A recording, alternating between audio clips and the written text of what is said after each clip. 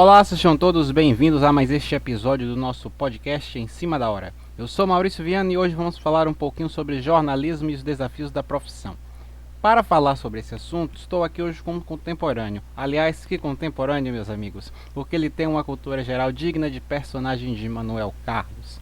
E eu recebo aqui hoje Pedro Novaes, jornalista em formação. Seja bem-vindo. Olá, Maurício. Olá a todos que acompanham o podcast Em Cima da Hora. É um prazer e uma honra muito grande estar aqui hoje. Nós é que agradecemos pela sua presença, Pedro. E é isso, pessoal, vamos começar esse papo, né? Jornalismo a gente sabe que tem muitas coisas a serem faladas, muitas coisas a serem, né, vividas, sentidas, experimentadas por quem está dentro e também por quem está por fora, né? Porque a gente é uma coisa meio universal, meio coletiva, né? A gente vê que a mídia é muito disso. E assim, antes de mais nada, agora vamos saber um pouco da opinião do Pedro, porque a gente sabe que, né, como o jornalismo tem essa coisa de ser muito movimentado e de ter este contato tão direto com a população, seja pelo jornalismo mais popular que a gente vê em algumas emissoras, seja também pelos jornais, pelas crônicas, por tudo que nos conecta, né? Ele está muito próximo. Mas então vamos lá, vamos perguntar para o Pedro o seguinte: sobre a profissão no geral, Pedro, o que é que você acha? Assim, você já está quase no meio do seu curso. E para você, qual é o principal desafio que o jornalismo precisa hoje, né, enfrentar? Qual é o maior desafio do jornalismo hoje? Maurício, sem sombra nenhuma de dúvidas, hoje em dia o maior desafio da nossa profissão é o combate à desinformação. Nós vivemos numa era digital em que as informações vêm como uma espécie de bombardeio. Eu, pelo menos, costumo fazer essa alusão, porque a todo momento as informações estão chegando e de uma maneira muito rápida, sem uma apuração prévia, e coisas do tipo, né? Essas coisas que nós estamos aprendendo no curso no momento. E aí nós temos que lidar com certas situações que envolvem, né, a desinformação, a questão das fake news. Então hoje eu acredito que esse seja o nosso maior desafio, é combater, né, diretamente esse, não vou dizer que é um tipo de mal, mas esse tipo de problema. Ah, com certeza. Realmente é algo que tá no, vamos dizer, no sangue, né? Nas veias hoje em dia da nossa sociedade, infelizmente, né? E aí a gente vê justamente isso, né? Porque, por exemplo, mesmo a gente vê que hoje nós temos o jornalismo sucateado por exemplo, pessoas que preferem se informar por WhatsApp, pelos grupos, né, redes sociais e se tornaram a fonte de informação dessas grandes parcelas de público, né, que não são poucas pessoas. Você vê, por exemplo, as pessoas mais idosas e mais adultas, né, se informando muitas vezes por grupos de WhatsApp, né, se informando pelas fake news e tudo mais. E aí você chega nas redes sociais, o adolescente, o adulto que está ali saindo da adolescência, ali entre 25 e 30 anos, está se informando pelas redes sociais também, o Twitter, né, as páginas que a gente tem no Instagram também e tudo. Então se tornaram uma fonte de informação. Então como é que a gente reconquista um público que está desconfiado? Porque eles preferem confiar no que eles leem em páginas do que no que lê em um jornal, vamos dizer, impresso, por exemplo. Passa na banca, lê uma matéria, uma manchete ali, não dá o mesmo crédito que, por exemplo, quando vê em uma página imensa que é, vamos dizer, referência de comunicação, sendo que é uma página de entretenimento. Então, como é que a gente reconquista esse público que hoje em dia deixou a informação ser algo, vamos dizer assim, menor, né, perante a nossa sociedade? Então, eu acredito que não só a informação, né, mas todos os tipos de conteúdo, eles estão sendo consumidos de uma maneira mais rápida, né? Nós tiramos isso pelas redes sociais, por redes sociais como TikTok, Instagram, Instagram com os Reels, né? Nós temos um consumo de conteúdo em muito pouco tempo. Então as pessoas estão buscando cada vez mais essa. As pessoas acabam acreditando que isso seja um tipo de praticidade, quando na verdade não pode mascarar, né, certos tipos de situações assim um tanto quanto perigosas, né? Porque, por exemplo, não dá para se sintetizar um assunto de uma reportagem em um texto de 3 parágrafos, com poucas linhas, poucos caracteres. Não dá para sintetizar também uma reportagem bem elaborada para TV, por exemplo, em alguns poucos minutos ali no TikTok. Então é outro desafio que a nossa profissão está começando a enfrentar, né? Que é lidar com esse tipo de conteúdo com o tipo de público que quer consumir um conteúdo muito mais rápido, né? E aí hoje em dia eu acredito que a forma com que nós vamos ter que lidar com esse público é fazer uma coisa que nós já estamos vendo muito acontecer, né?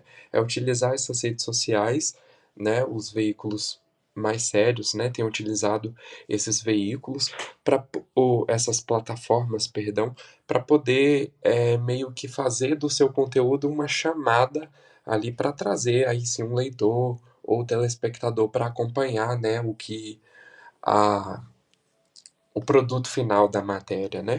Eu tiro como exemplo a última matéria agora sobre o último caso, o último não que já tem até um tempinho, mas o caso do Larissa Manoela, né? Foi um caso que repercutiu bastante nas redes sociais e o Fantástico, a TV Globo, conseguiu, né, trazer esse público da internet para assistir o programa no domingo, né? Eles foram lançando ali ao longo da semana teasers da entrevista na internet, nas redes, e isso acabou instigando a curiosidade das pessoas. Então, eu acredito que vai ser mais ou menos esta estratégia que nós teremos que utilizar, pois, como eu estava falando antes, não dá, pelo menos na minha visão, é quase meio que impossível transformar, né, conteúdos, não vou dizer densos, né, mas conteúdos bem elaborados transformar esses conteúdos em algo rápido de ser consumido, né? Nós podemos fazer uma coisa ali, mas não vai, talvez deixe alguma coisa de lado, né? Às vezes passa um detalhe, uma informação, porque eu, por exemplo, tenho visto muito isso acontecer. As pessoas consomem as manchetes hoje em dia, as pessoas não consomem mais a matéria. Então você entra em um site, alguma coisa assim, aliás, um perfil de algum site, alguma coisa assim, e tem lá a manchete. E as pessoas não leem a matéria e acham que já estão bem informadas, quando na verdade acabam deixando passar algum dado, alguma coisa do tipo. Então essa é a minha visão aí acerca desse desafio que nós estamos para enfrentar.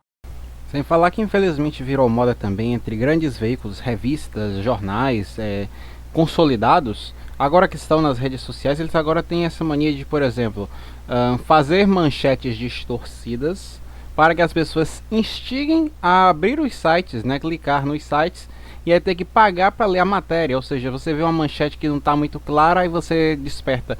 Ah, eu quero saber o que aconteceu. Aí tem que abrir o site, procurar e muitas vezes vem aquele paywall enorme, né? O paywall é aquela tela que aparece pedindo para você pagar para você ler.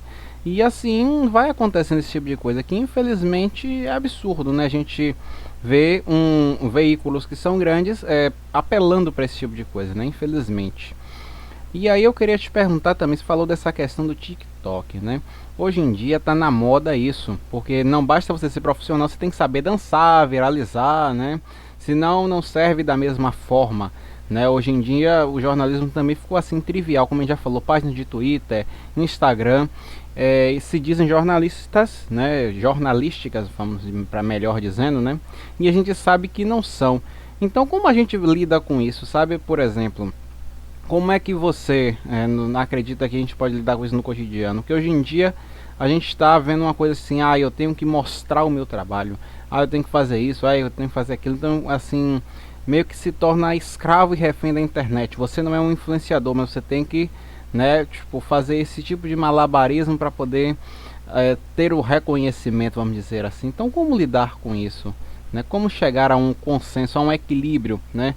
Onde seja interessante a gente poder, vamos dizer, divulgar, mas que a gente não se torne escravo, ou que a gente também não divulgue, mas, né, como a gente encontrar um caminho para lidar com a internet no nosso meio. Então, né, o jornalismo ele está cada vez mais multiplataforma e nós, aliás, os jornalistas já formados e nós que estamos em formação, temos que cada vez mais sermos multitarefas, né? Então, por exemplo, nós temos que aprender uma edição de vídeo rápida no celular, por exemplo. Nós temos que aprender, né, produzir uma arte para rede social, coisas desse tipo, porque é como nós estávamos falando antes, né? É a tendência, é o futuro, e nós vamos ter que adequar certas coisas a isso. E aí eu acredito, Maurício, que uma boa forma, né, uma boa maneira de trazer essa questão que você acabou de falar, é fazer isso que justamente você faz em suas redes sociais, né? Você publica as suas matérias, as suas reportagens, você promove, né, espaços de bate-papo como esse daqui do podcast, em que você traz os convidados e lida ali com alguma informação, ou então alguma conversa mais informal. Então eu acredito que vai ter que ser nesse campo que nós vamos ter que atacar, né? É fazer, se adaptar ao ambiente, mas também fazer com que o ambiente se adapte um pouco às nossas necessidades e às nossas demandas, né? E aí nós vamos fazer isso através dessa movimentação, né? De trazer para essas redes o que nós acreditamos e o que nós pensamos que vai ser o melhor. Então, é um trabalho que vai ter que ser meio que feito ali às cegas, né? Acreditando que vai se obter um resultado. Ah, sem dúvida. Também assim, né? Realmente acreditar que a internet não é uma vilã, mas vamos dizer uma aliada, né? Pra gente poder realmente exercitar trabalhos e tudo mais. Tem que ser feito algo assim da maneira certa, vamos dizer, né? Porque se for da maneira, né, desordenada, acaba que não é bem como se espera, né? Mas a gente mostra que realmente, né? Tem um caminho a ser seguido nesse destino para poder realmente fazer tudo dar certo, né? Aí eu queria te perguntar assim, a gente tem também o caso da Choquei, né? Repercutiu bastante nas redes sociais, né? Aquela situação onde surgiu um suposto print, onde uma menina dizia que estava conversando com o Whindersson Nunes, que é o youtuber, né? E aí isso viralizou, as páginas postaram, não checaram, a menina acabou tirando a própria vida. E isso repercutiu também porque o dono da página, né, ele desdenhou da garota quando ela fez um texto dizendo que estava sendo perseguida e tudo mais. E ele pegou e perguntou se ela estava fazendo alguma redação do Enem, porque ela tinha postado um texto grande. Então isso daí também pegou demais, né? Pegou também para a parte do departamento de jornalismo, né? Porque tem jornalistas formados na equipe que, né, não mediu esforços para publicar aquilo, não checou e acabou gerando uma bola de neve muito grande que teve desdobramentos recentes, onde disse que os prints foram forjados pela garota e tudo mais, mas enfim, o fato é que infelizmente uma pessoa acabou tirando a vida e tudo isso devido a essa repercussão, a essa exposição. Então eu queria te perguntar, até que ponto a gente tem que ter esse limite entre a ética e os likes, porque realmente, infelizmente, né, sabemos que existe tudo isso, né? E que realmente muitas vezes nesse fluxo que você falou, né, de informação e tudo mais, a gente vai para lá, vem para cá e muita coisa acaba se perdendo. Então, como encontrar esse limite ético para que a gente não ultrapasse algo? Porque, por exemplo, tem um furo que muitas vezes não vale a pena ser dado em respeito, em outras questões. Então, até que ponto encontrar a ética em favor dos likes? Por exemplo, assim, né?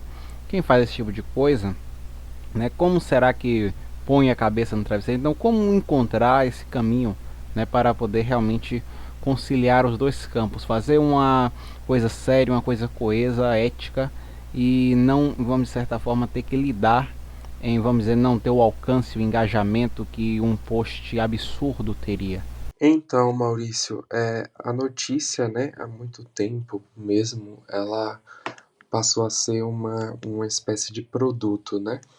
Então, as notícias elas são vendidas, elas são comercializadas, né? Nós não podemos dizer que isso não acontece, até porque, como você disse também anteriormente, é, nós temos aí muitas páginas, né, que querem um clique, porque o clique o acesso, ele vai render mais mais visualizações para a página e a página vai ter que vai monetizar isso, né, de uma certa forma.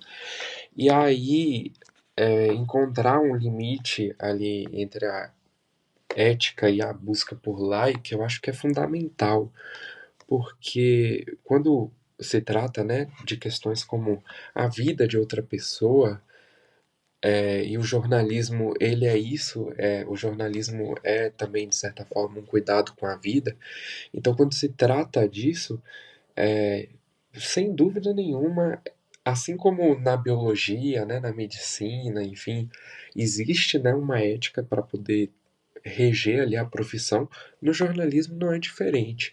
Então, sempre quando for se tratar, né, da vida de uma outra pessoa, quando for se tratar de alguém, né, que assim, vou até falar meio que um clichê aqui agora, mas alguém que é amado por alguém, que tem uma família e tudo, é, exige da nossa parte ali um cuidado.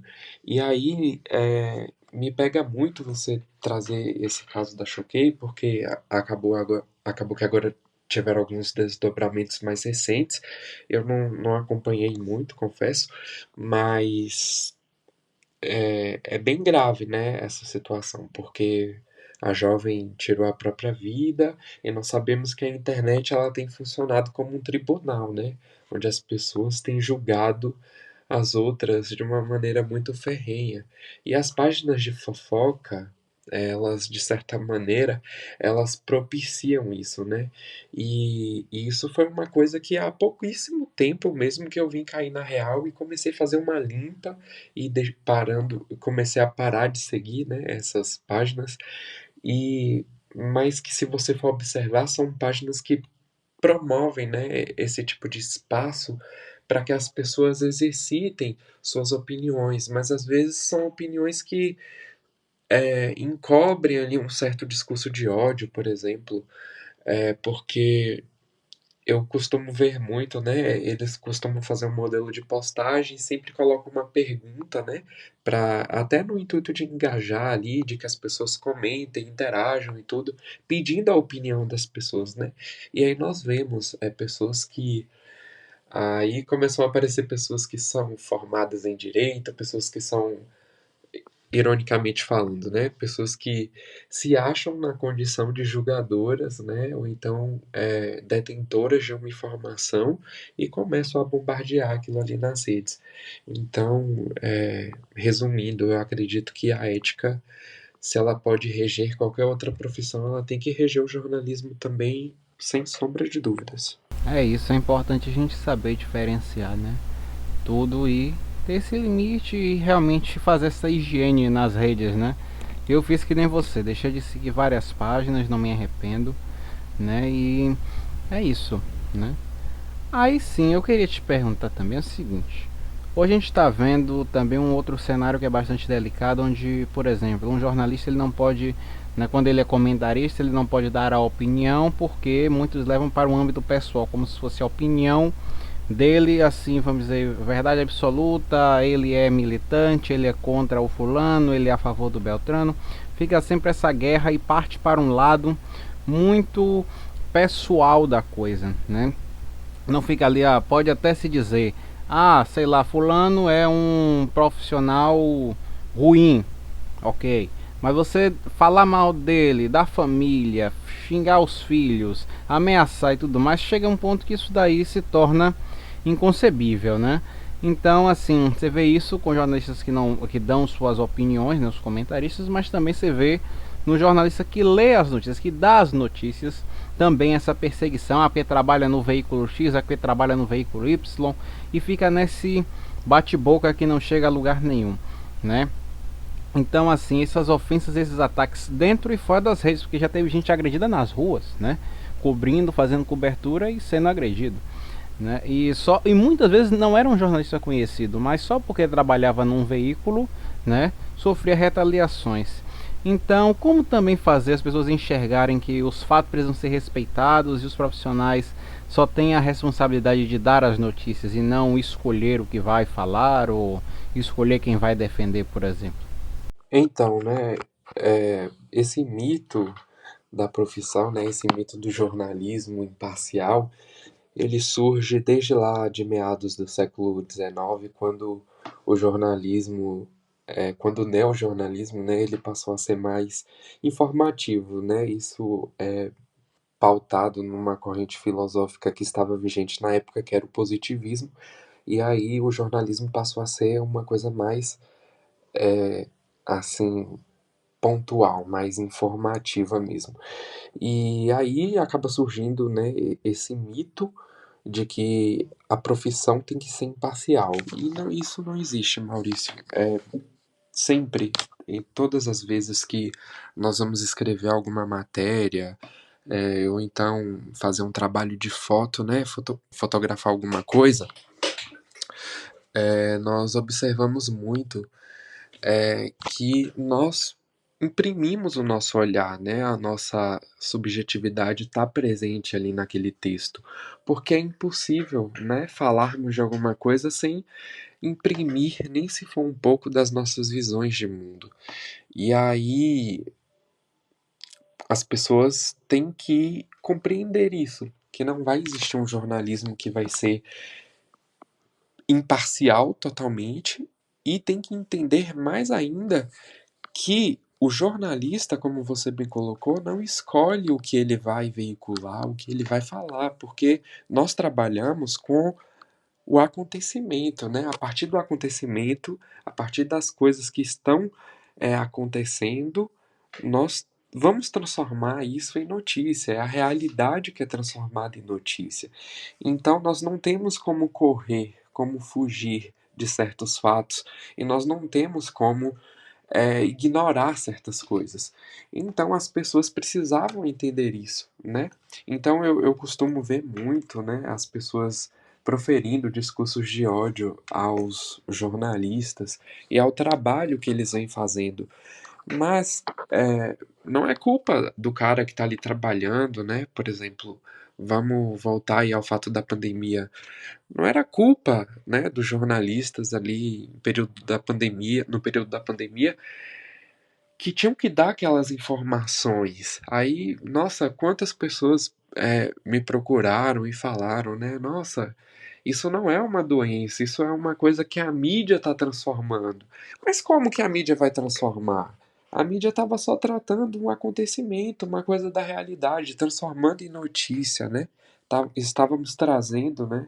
Eu falo estávamos, mas assim, os profissionais já formados na área estavam trazendo o que estava acontecendo, o que os especialistas diziam, né? O que as fontes ali, as fontes mais seguras diziam.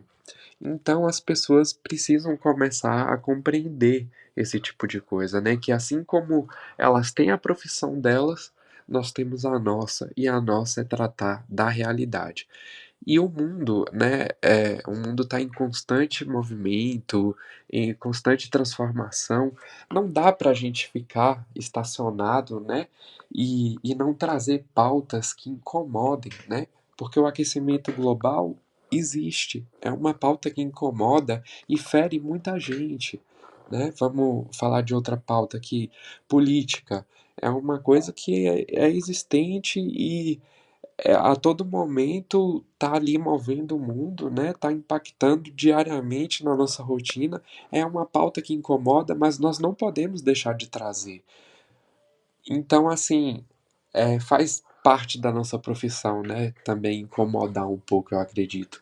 E aí é onde entram, né, as retaliações, como você falou, e aí onde surge também a importância, né, de instituições como a Associação Brasileira de Jornalismo Investigativo, que tem um programa de proteção a jornalistas, né, e outras instituições e organizações que estão surgindo para que nós possamos nos fortalecer, né, e combater esse outro desafio também da nossa profissão.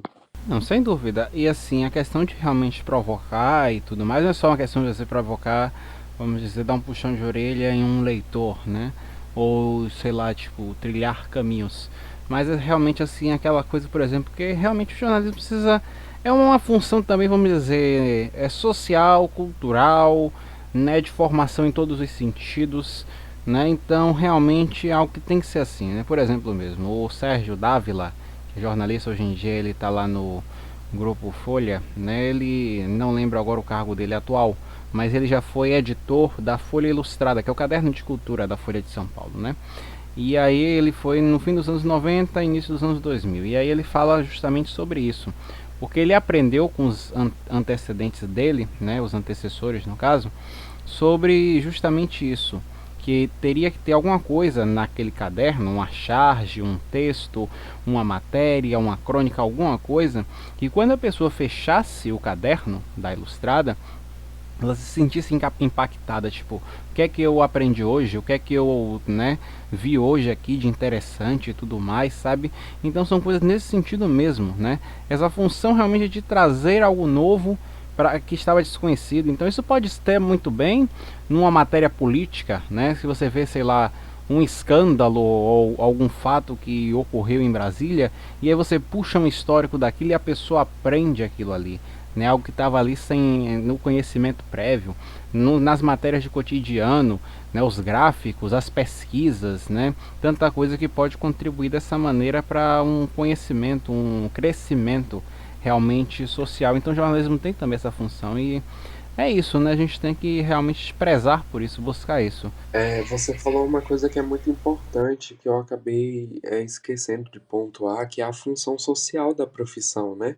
Nós temos uma função para a população que é dar voz, proporcionar a ela o acesso à informação, né?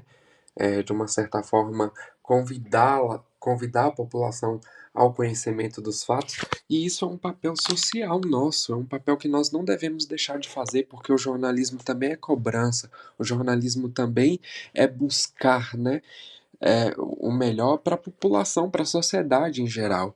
Então, por exemplo, nós temos patrões, né, dentro das empresas em que nós trabalhamos. Enfim, às vezes acontece aí, como no caso do jornalismo independente, da pessoa ser o próprio patrão, né? Mas assim, a nossa prestação de serviço não são para essas empresas, na minha visão, sabe? A nossa prestação de serviço é para a sociedade, é um serviço totalmente social. Você pontuou isso muito bem. É isso, sem dúvida. No fim das contas, realmente é aquela coisa que a gente compartilha, né? Assim como também os chefes podem ser impactados, mas realmente a questão com a sociedade é muito mais. Então, para ele vai ser interessante, tipo assim, se Maurício, Pedro, Fátima Bernardes, William Bonner, né, e outros, né, jornalistas estão com o povo, estão informando o povo, então isso é interessante para mim também, né? Porque realmente é um resultado positivo, né? Então realmente é muito interessante isso, né? Você perceber que quando a coisa, vamos dizer, fura a bolha e tem essa função, realmente vai além. Não é uma questão de produção para dar, vamos dizer, um resultado para o chefe. Realmente é um resultado além disso. E é bem interessante mesmo. E aí você falou isso, eu lembrei, por exemplo, do jornal à tarde, né? Porque, por exemplo, assim, a gente vê hoje em dia que, por exemplo, você olha, né, assim, na mídia no geral, o que é que a gente sabe sobre o que está acontecendo no interior da Bahia? Pouca coisa. A gente às vezes vê um giro, umas matérias a respeito, mas a gente não vê nada que seja, vamos dizer assim, aprofundado. E aí você vê o jornal trazendo notícias sobre a política que está ocorrendo no interior. Que fulano é parente de Beltrano e já está se organizando para a eleição e tal, e que teve corrupção, e que teve roubo de merenda, e que teve isso, que teve aquilo, e que já está se movimentando para fazer isso, tá? Então você vê realmente várias coisas e você escancara também muita coisa que tem a ver com as nuances do que ocorre em Salvador, por exemplo, no governo do estado, né? Então, tipo, vai misturando várias coisas assim, e aí você vê realmente uma prestação de serviço nesse sentido, e que mostra não só para quem está lendo na capital, mas também para o interior, como realmente toda essa matemática funciona na questão política, né? Então é bem bacana quando a gente percebe justamente essa prestação de serviço, porque também é isso, né? Vai além do que vamos dizer, né? Se hoje ocorre algo em Brasília, todos os veículos vão noticiar, mas também é bacana você lutar por aquela notícia que, vamos dizer assim, vai ser exclusiva, entre aspas, vai ser um diferencial do seu veículo, né?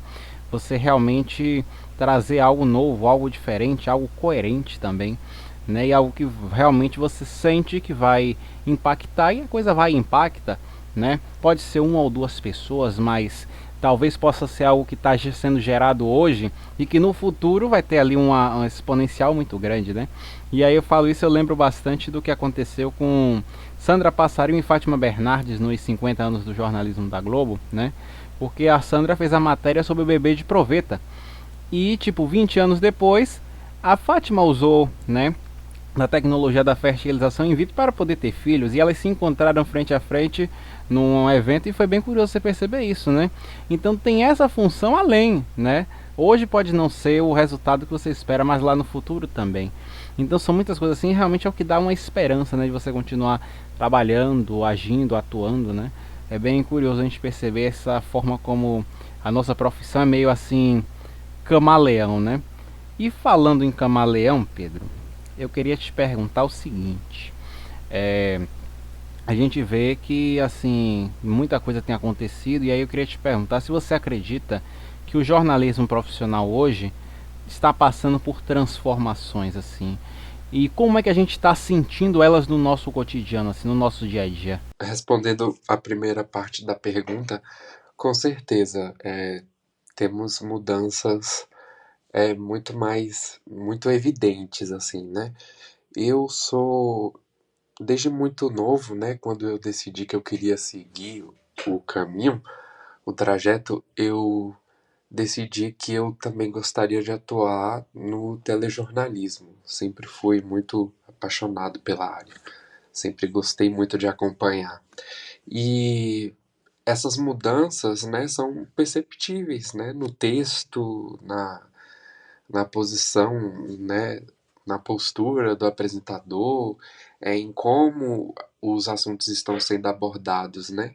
Então são mudanças sutis, mas que estão fazendo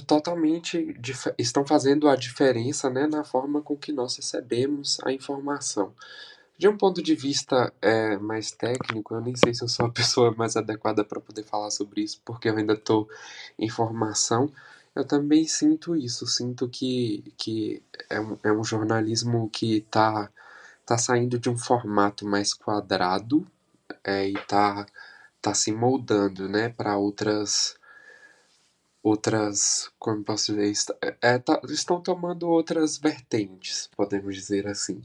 E os impactos são muito claros, né? Porque esses debates, né, dentro das redes sociais é uma coisa assim inexplicável, né? É um dos sinais mais visíveis, na minha opinião, porque hoje em dia os programas, né, eles já te dão uma hashtag ou um canal para você ir falar, para você ter o acesso. Então eu estou sentindo que está sendo um jornalismo que está mais convidando as pessoas para participarem também e atuarem e se sentirem protagonistas dentro ali do programa, da notícia. E aí eu percebo mudanças nesse aspecto. Pois é, Pedro, realmente, e muita coisa mudou quando o William e Renata, né, lá no Jornal Nacional, eles começaram a andar no cenário, né? A partir dali muita coisa mudou, né?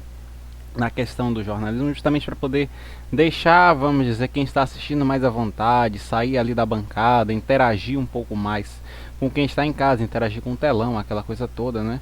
Realmente dar uma coisa a mais ali, né?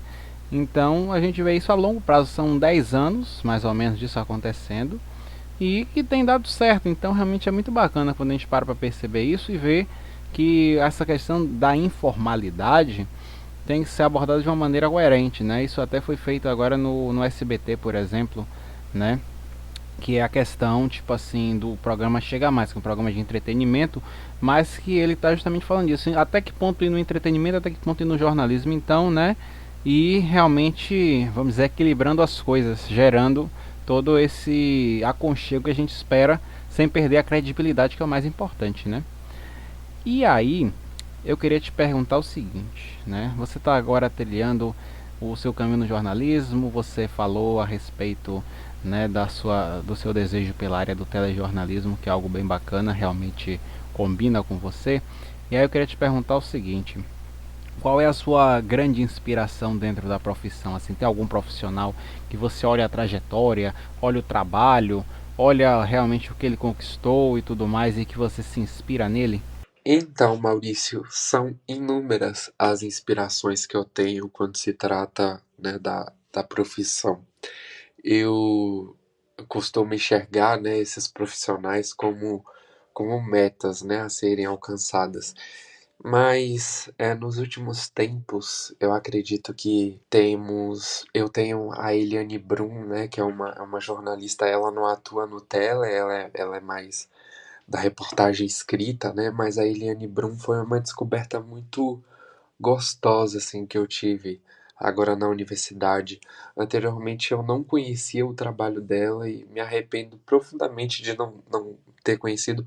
Posso ter lido uma coisa ou outra e sem saber que era dela, mas descobrir mais da Eliane, consumir mais o trabalho dela e perceber o trabalho que ela faz mudou muito assim a minha visão acerca da profissão.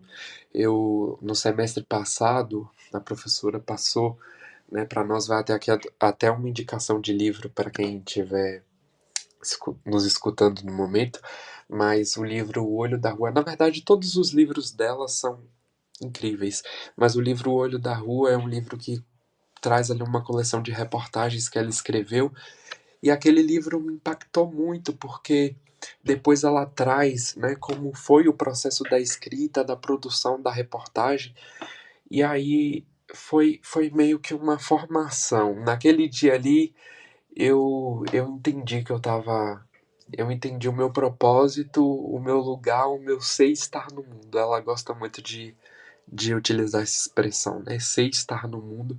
E eu entendi ali qual era o meu propósito.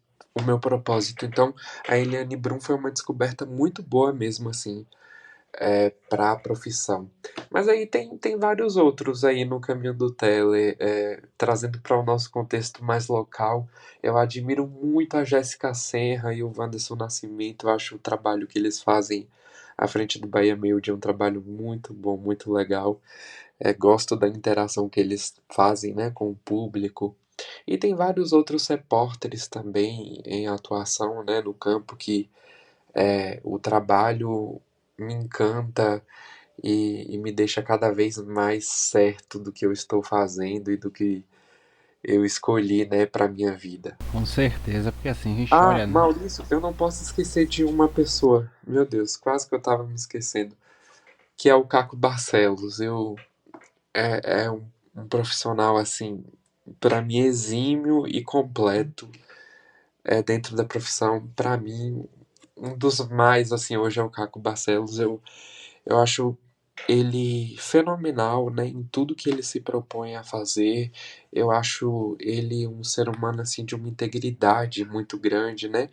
E um profissional muito atento, né, a essas questões da transformação.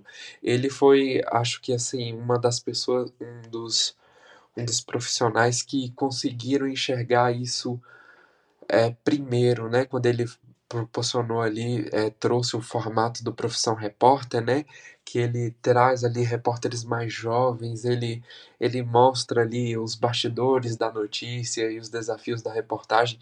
Ele, para mim, foi um dos grandes pioneiros, assim, nessa mudança do formato que nós estamos falando, então não podia deixar de citar ele, que é uma inspiração muito grande para mim também. Sem dúvida. Ali ele é literalmente profissão repórter, né? Porque não tem como definir o Caco Barcelos sem isso, né? Que realmente é tudo isso. É um profissional completo, um profissional excelente. Também gosto muito de tudo que ele faz, assim.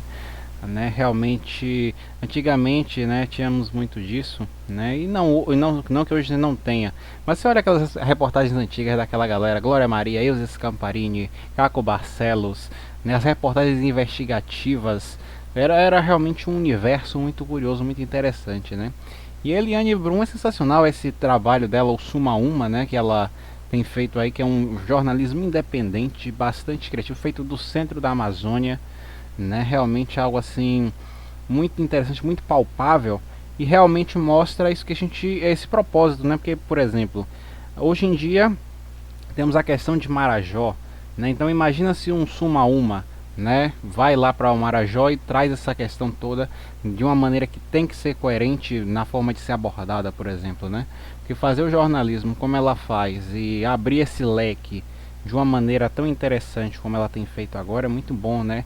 As expedições que Eliane faz na Amazônia, né? A pesquisa e tudo realmente é algo, né? Muito amplo, muito expansivo e que realmente, sem sombra de dúvidas, né? Tem o seu lugar e merece todos os prêmios, indicações, tudo que realmente puder dar para ela, né, que possa ser dado, porque realmente não é um trabalho fácil, né? Com certeza, né? É um trabalho independente, ela tem até o próprio veículo, né? Que é o Sumaúma, ou a Sumaúma, eu não sei direito essa questão, mas o nome é Sumaúma. Podem pesquisar que vocês vão encontrar.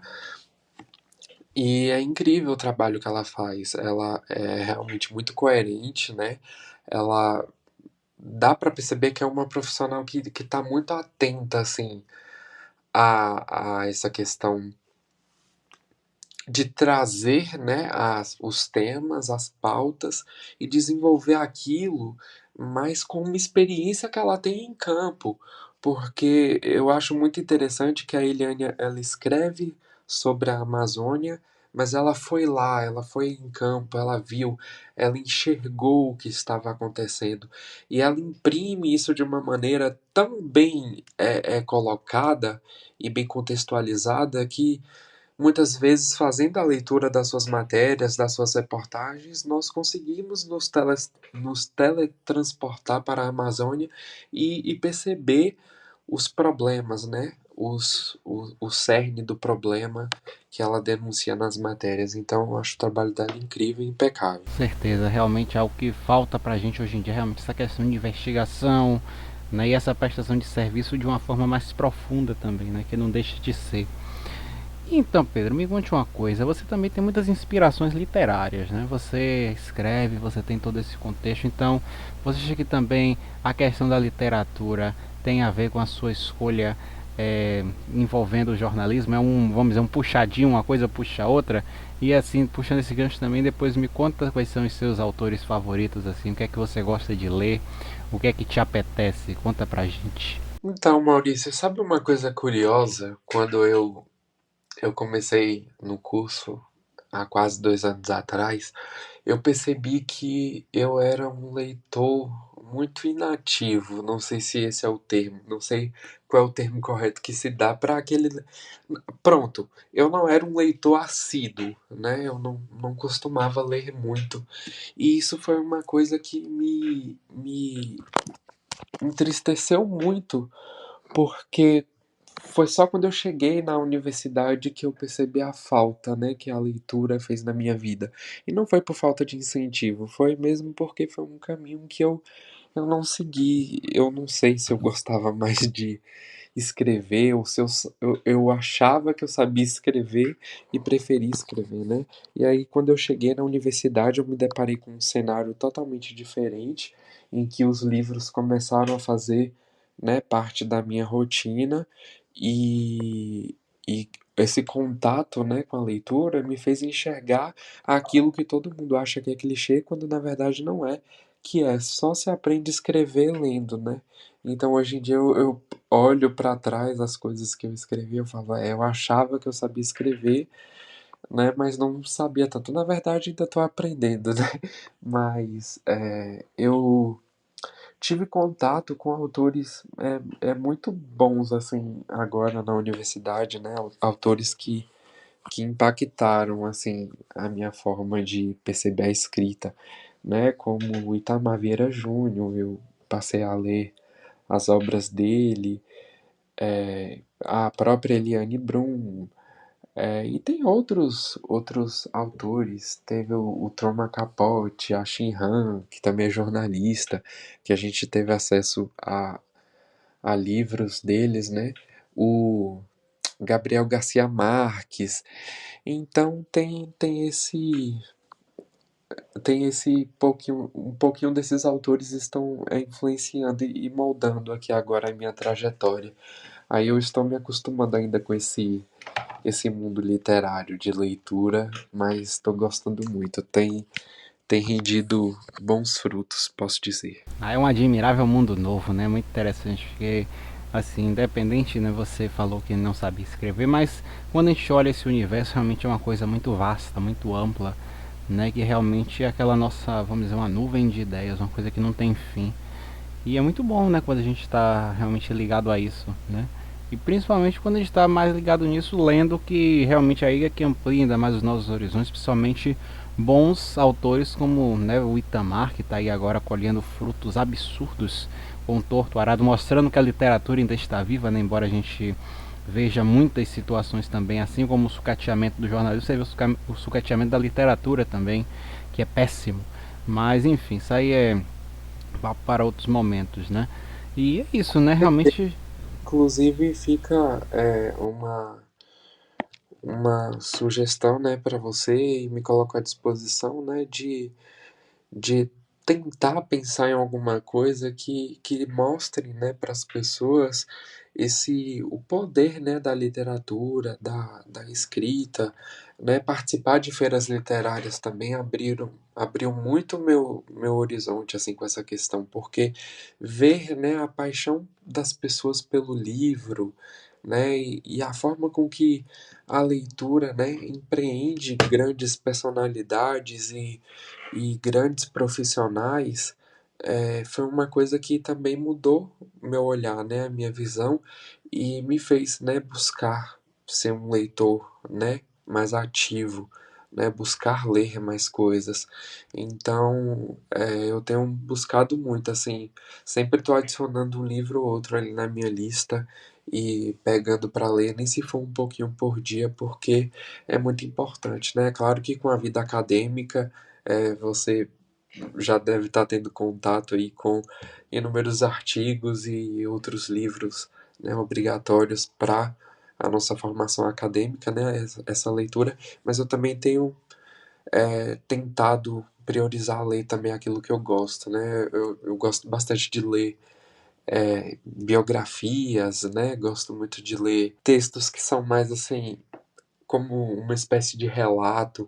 Então eu tenho buscado também fazer essa leitura, não só as leituras obrigatórias para a academia, mas essas leituras que também alimentem, né, a minha alma e o meu instinto. Com certeza, porque são elas que vão nos dar realmente o nosso norte, aquilo que a gente precisa realmente para seguir, né? As reflexões e também, vamos dizer, um autoconhecimento que é o que a gente não vai perder nunca, né? E realmente isso só se conquista lendo, realmente viajando, colocando a mente naquela situação, né?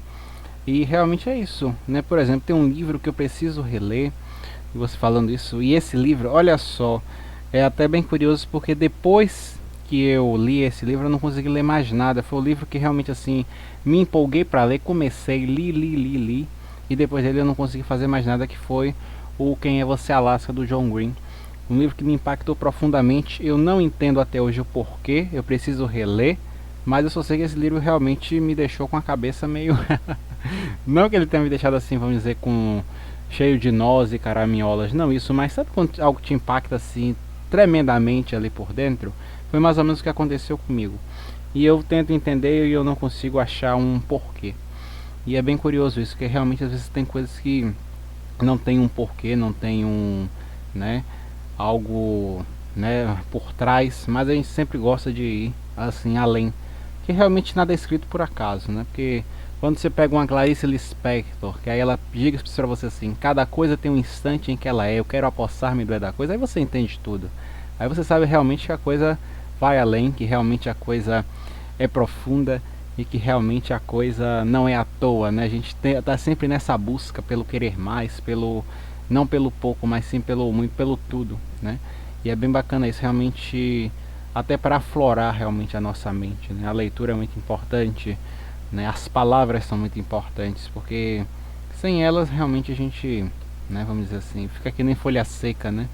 Realmente é uma coisa que da qual a gente precisa. Com certeza, e esses autores, né, como o John, como a autora do Extraordinário, eu porventura esqueci o nome dela, eu sei só o sobrenome, né, Palácio, não sei se pronuncia dessa forma, É, são autores que fizeram parte ali do nosso tempo, podemos dizer assim, porque todos nós jovens tivemos acesso a estes nomes, né? Assim, acesso não muitas vezes à obra propriamente dita, mas de ter o conhecimento de saber quem é e dos títulos, né, que tinham. Então, são autores que propiciaram, né, essas transformações, essas mudanças. Como é que você sentiu com a leitura do, do livro do John Green? E isso aconteceu comigo enquanto eu lia O Extraordinário, que foi um livro que eu acabei não terminando, porque foi um fato muito triste também que aconteceu. Eu perdi o livro, e aí eu não consegui terminar de ler e acabei tendo acesso à adaptação no cinema, e aí depois perdi o interesse de buscar, né? Mas o livro e a literatura são muito importantes e eu me arrependo profundamente de não ter buscado ter essa intimidade antes e tenho aí tentado correr atrás do prejuízo. Chega, sei lá, sentiu não sei o que agora ouvindo vocês dizer que perdeu esse livro, meu Deus, pô. É aquela coisa, sabe, coração partido, porque livro é que nem filho, né? Quando eu fico olhando assim os livros, meu Deus, sabe? Aí eu fico pensando assim, realmente é triste mesmo. Foi, perdi numa viagem, acho que eu esqueci no ônibus. Tanto que hoje em dia eu tenho um maior cuidado e um maior ciúmes com os meus livros. Inclusive, tinha alguns emprestados à minha irmã lá na minha cidade. E aí eu retornei hoje para Vitória da Conquista. E aí eu saí recolhendo. Falei, não, você não leu, eu tô levando. Quando você tiver o interesse de ler de volta, eu te empresto. Mas hoje em dia eu tenho um cuidado maior com eles, um apego. Até porque eu não quero me estender muito nessa parte, mas falar uma coisa também que me impactou muito, que foi que eu achava que eu iria me adaptar à leitura digital, né, em e-book. Mas depois eu percebi que o livro físico ele faz toda a diferença, porque às vezes eu estou precisando de uma referência e aí eu puxo um livro da estante e acho aquela referência que está ali marcada. É muito mais gostoso, é muito mais prazeroso, né, ter ali um livro materializado.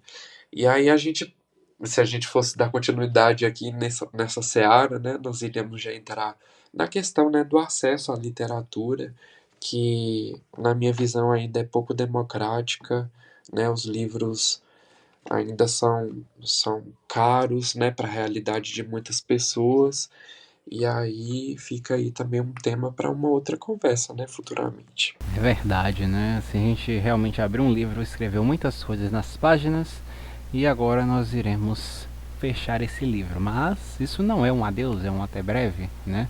Pode ser uma saga, pode ser uma trilogia, pode ser uma diversa continuação. Mas enfim, pessoal, isso tudo para dizer que o nosso papo está chegando ao fim, né? Enfim, muito bom, eu poderia ficar aqui por horas conversando com o Pedro sobre jornalismo, sobre literatura, sobre coisas da vida. Mas é isso, né? Vamos agora chegar ao final desse episódio. Eu agradeço ao Pedro mais uma vez. Muito obrigado por ter estado aqui. Foi muito bom este papo, muito proveitoso. Realmente a gente conseguiu falar de tudo e sobre tudo também, né? Então, muito obrigado por você ter estado aqui hoje com a gente. Maurício, foi um prazer estar aqui hoje. Muito obrigado. Nós já nos conhecíamos assim por conta de colegas em comum, né? Quando eu acabei chegando no colégio, você estava saindo, e nós não tínhamos ainda tido a oportunidade de bater um papo. E hoje, nessa ocasião, tivemos essa oportunidade e que foi uma coisa muito boa e muito gratificante para mim. Aprendi muito com você. Parabéns pela trajetória que você está trilhando. Espero ter contribuído um pouquinho com a minha bagagem, que ainda é pequena, mas que eu tenho buscado, né, expandir e abrir meus horizontes e me abrir às novas possibilidades. Então, muito obrigado mesmo pelo convite. Muito honrado. Imagina, eu que agradeço. Realmente foi muito bom, né? São muitas histórias, são muitas coisas, né? Assim, essas coisas que o destino cruza e aí vai para um lado e aí vai para o outro e cá estamos, né? Então é isso, muito obrigado, Pedro. E quem sabe daqui a pouco o Pedro volta aí, né, de novo, a gente combina direitinho para poder falar sobre mais coisas. Então é isso, pessoal, espero que vocês tenham gostado de acompanhar mais este episódio aqui do nosso podcast. E em breve nós voltamos com outros assuntos por aqui. Continue acompanhando Em Cima da Hora, continue acompanhando aí as nossas, né, os nossos episódios.